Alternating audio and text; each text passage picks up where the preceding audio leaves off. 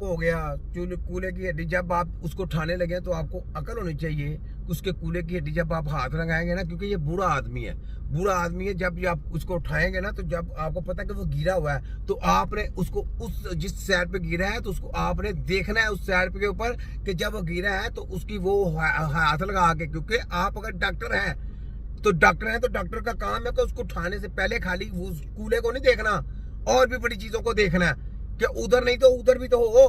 आप कूल्हे को लेके चल पड़े तो उसको स्ट्रोक हो गया, उसके बाद आपके पास इलाज है? आपके पास इलाज ही कोई नहीं है, आपके पास तो मर रहे हैं। मुझे इंडिया से इतने लोगों ने कॉल की, मैं कहा जी इधर आ जाए, तो आपके पास इलाज ही कोई नहीं, तो कौन सा आपके लंदन के पास इलाज नहीं है, अमेरिका के पास इलाज नहीं, जिनकी स्टडी करके आए उनके पास इलाज नहीं है, डॉक्टर आपके रो रहे हैं, उनको फालज हो गया, वो बेचारे तड़प तड़प के मर रहे हैं, तो आप ये लेक्चर कौन सा दे रहे हैं?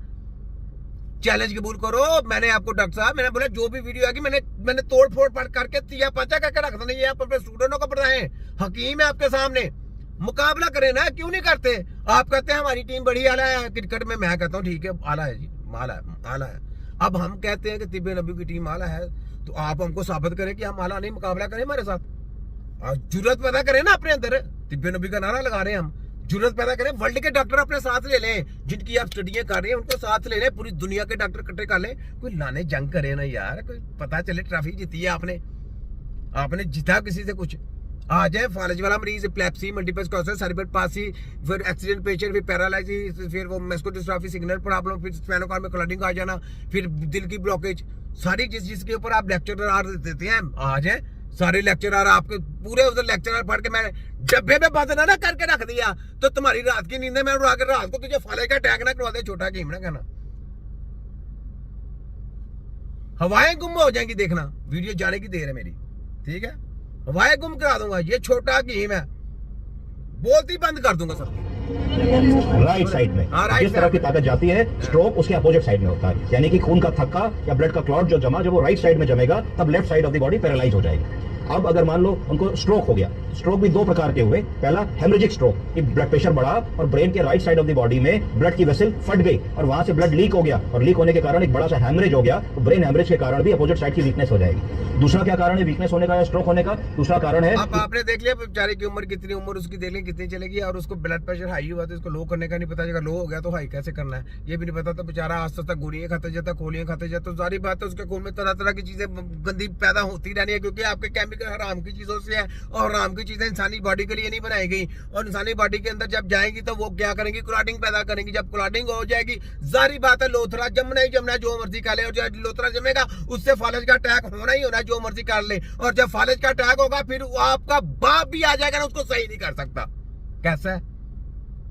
ऐसे लेक्चर दिया कभी नहीं दिया आपने, ये जिस तरह की आप लैंग्वेज यूज कर रहे हैं वैसे ही मैं कर रहा हूं, ठीक है। ये जो है ना, यहाँ जहाँ पे पीएडी खत्म होती है ना, उसको मैं ऐसे खेलता हूँ अपनी उंगलियों के ऊपर, ये मेरी उंगलियों के ऊपर खेलते हैं, ठीक है। आगे सुने, आगे बताओ। ये कोई छोटा सा क्लॉट ब्लड वेसल के अंदर जाके फंस गया, तो जैसे ही जो ब्रेन के हिस्से को ब्लड ले जाने वाली रक्त कोशिका है उसके अंदर इतना बड़ा क्लॉट फंस जाएगा, तो उस रक्त कोशिका से खून आगे नहीं जाएगा ना। तो जहां जहां खून जा रहा होगा उस हिस्से में ब्लड नहीं पहुंचेगा, ब्लड के साथ ऑक्सीजन नहीं पहुंचेगी, जब ब्लड और ऑक्सीजन नहीं पहुंचेगी तो उसको इस्कीमिया कह देंगे। क्या कह देंगे? इसी से बना शब्द इस्केमिक स्ट्रोक। क्या बना? ब्लड और ऑक्सीजन ना पहुंचने की वजह से ब्रेन के सेल, जब एक स्ट्रोक हो गया तो सारी बात है, मुझे ये बताओ, एक छोटी सी बात बताओ, एक पानी का पाइप है, पानी के पाइप आगे से बंद हो गया है, पीछे से आप पानी भेजने आगे पानी नहीं जा रहा, तो क्या हो गया? उसमें सारा कुछ जाम हो गया, कचरा जमा हो गया। आपको जब जहाँ पे आप किचन में अपने बर्तन धोते हैं वो सिंक भी कभी कभी ब्लॉक हो जाता है, आपने देखो कचरा जम जाता है, उसमें कचरा जम जाता है तो पानी सारा उसमें आगे नहीं जाता, उधर स्टॉप हो जाता है, तो फिर जब आप कचरा निकालते हैं, सफाई करते हैं, तो वो पानी जाना शुरू हो जाता है। ऐसी बात है, ये आ गई एक बेजान चीजें। अब जब इंसानी जिस्म में जब कोई क्लॉटिंग आ जाएगी ना, उसको क्लॉट को खत्म करने के लिए, इसके लिए ये जो तुम्हारी गंदी स्टडी है ना, इसको रिमूव करना पड़ेगी उस क्लॉट को खत्म करने के लिए। अगर आप इन स्टडियों को लेके क्लॉट खत्म करने की कोशिश करेंगे ना, सारी जिंदगी आप लकीर के फकीर और जली और ताइयों का कच्चा छोटा टोले इकट्ठे करते रहेंगे, इलाज नहीं होगा।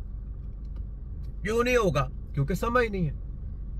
आप बता रहे हैं ऐसा ऐसा, वो सबको पता है, क्लॉट आ जाएगा, रास्ता बंद हो गया, हमारे अंदर छोटी छोटी वेनें हैं, छोटी छोटी ब्रीक, और जब ब्लॉक हो जाएगा तो वहां से बिल्कुल किसी किस्म की ना हवा जाएगी, ना ऑक्सीजन जाएगी, ना किसी किस्म की कोई चीज नहीं जा सकती। ब्लॉक हो गया, क्राउड हो गया, स्टॉप हो गया वहां पे।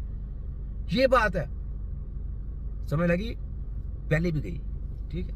तो ये बात है। तो ये इस डॉक्टर तक मेरी वीडियो पहुंचाएं, फिर आगे तिया पांचा फिर करते रहेंगे, ठीक है ना? आगे सुने। फ्रैक्चर है, कोलैप्स हो सकता है, या पैर की हड्डी, हाथ की हड्डी में चोट लग सकती है तो फ्रैक्चर हो सकता है। इसलिए ऐसे पेशेंट को कंप्लीट इवैल्यूएशन की जरूरत होगी। एक सीटी स्कैन करना होगा, एग्जामिनेशन करना होगा, पेल्विस का एग्जामिनेशन करना होगा। मैं कहता हूं तुम सीटी स्कैन कर लो, जो मर्जी, मुझे कुछ भी ना बताना, मेरे सामने पेशेंट रख देना। तुम्हें जो पेशेंट दिया जाएगा उसके सीटी स्कैन भी करते रहना, सब कुछ करते रहना, रिपोर्टें भी बनाते रहना, सब कुछ करते रहना, जो दिल करता है फिर भी करते रहना, तब कुछ करते रहना, तो उसका इलाज करके दिखा देना। इन्होंने भाग जाना, वो कीड़े जोड़ के भाग जाना, इन्होंने डरते हैं, तो हमने इलाज शुरू कर देना। हमने नहीं उसकी रिपोर्टें देखनी। हकीम कभी भी रिपोर्टें नहीं देखेगा, याद रख ले। हकीम की अपनी टेक्नोलॉजी है, हमारी अपनी रिपोर्ट है, हम अपनी रिपोर्ट मानते हैं, हम इनकी रिपोर्टें नहीं मानते, हमें इनकी रिपोर्टों की जरूरत नहीं है। हम इनको कचरे की डस्टबिन होती है उसमें फेंकते हैं। हम कहते नहीं, हमको ये रिपोर्टें, ये कचरा रिपोर्टें हैं, हम इनको फॉलो नहीं करते। हमारी अपनी रिपोर्ट है, हम अपनी रिपोर्ट से चलते हैं, ठीक है। आगे बोले। Pelvis including both hip joint का एक्सरे करना होगा। इतनी सारी चीजें करोगे तो तुमको समझ में आएगा। तीसरी चीज, गिरे 3 दिन पहले, 3 दिन में 3 छोटे अस्पतालों में गए, वहां पे अपने अपने हिसाब से इलाज हुआ। चौथे दिन तुम्हारे पास आए, अब आए तो तुम देख रहे हो थोड़ा खांस रहे हैं, थोड़ा सा बुखार है, थोड़ा सा पल्स बढ़ा हुआ है। तो क्या हुआ कि जब ये व्यक्ति बेडरिडन हो गया 3 दिन से, क्या हो गया? तो बेडरिडन होने के जो कॉम्प्लिकेशंस होते हैं वो इनमें आने लगे। क्या क्या होते हैं बेडरिडन होने के कॉम्प्लिकेशन? कि धीरे धीरे हाथों पैरों का जो ब्लड का सर्कुलेशन है वो रुकने लगता है। क्या होने लगता है? क्लॉग होने लगता है। तो डीप वेन थ्रोम्बोसिस नामक एक कॉम्प्लिकेशन होने लगता है। डीप वेन थ्रोम्बोसिस बोलो, जो वेन, यानी कि पूरा जिस्म ही आपका चलने फिरने से बिल्कुल हाजिर हो गया। वो आप पाँव, आप अपनी टांगे भी नहीं इकट्ठी कर सकते, आप टांग को आगे भी नहीं लेके जा सकते, ठीक है। तो उसको सही किसने करना है? वो सही करने का भी कोई बता दो कि सही कर लोगे। नहीं तो कोई क्या फोटो का भी जली माफी में रिपोर्टिंग डॉक्टर, रिपोर्टिंग गत्ता ग्रुप रहोगे। उसका एक सिस्टम है, ठीक है। तो ये बात है, ये उनको अपनी कौम को गुमराह कर रहे हैं, स्टूडेंट को बता रहे हैं ऐसे बड़े